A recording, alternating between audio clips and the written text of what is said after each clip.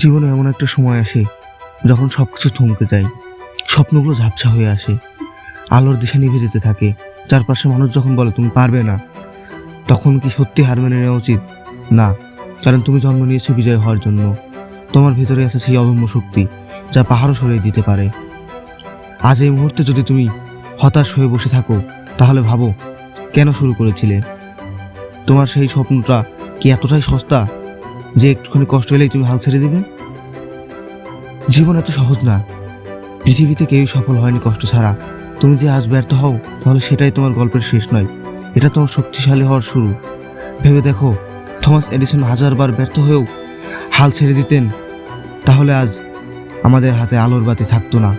যদি যে রাউট প্রথমবার রিজেকশনের পর তার হাল ছেড়ে দিতেন, তাহলে হ্যারি পটার পৃথিবী দেখতো না। তাহলে তুমি কেন থামবে? তোমার কষ্ট তোমাকে গড়ে তুলেছে, তোমার ব্যথা তোমাকে শক্তিশালী করেছে। প্রতিটি ব্যথা তোমাকে শেখাচ্ছে কিভাবে সামনে আগাতে হবে। সাফল্য কখনোই হুট করে আসে না। সফল হতে হলে লড়াই করতেই হয়, শিখতে হয়, বারবার উঠে দাঁড়াতে হয়। তুমি যদি সত্যি এবার স্বপ্নের সিরিয়াস হও, তাহলে এখনই উঠে দাঁড়াও। নিজেকে প্রশ্ন করো, তুমি কি সত্যিই তোমার স্বপ্নকে অর্জন করতে চাও? তাহলে কিসের অপেক্ষা?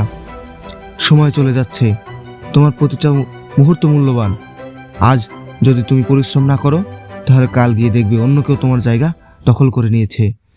এখনই সময় তোমার, এখনই প্রমাণ করার সময়। তুমি পারবে, কারণ তুমি জন্মগতভাবে একজন বিজয়ী। তুমি যদি জীবনে সত্যিকারে কিছু অর্জন করতে চাও, তাহলে হাল ছেড়ে দেওয়ার কোনো অপশন নেই। স্বপ্ন দেখো, বিশ্বাস রাখো, কঠোর পরিশ্রম করো। সফলতা তোমার হবেই। এই মুহূর্ত থেকে প্রতিজ্ঞা করো, তুমি আর থামবে না, তুমি লড়বে, তুমি জিতবেই।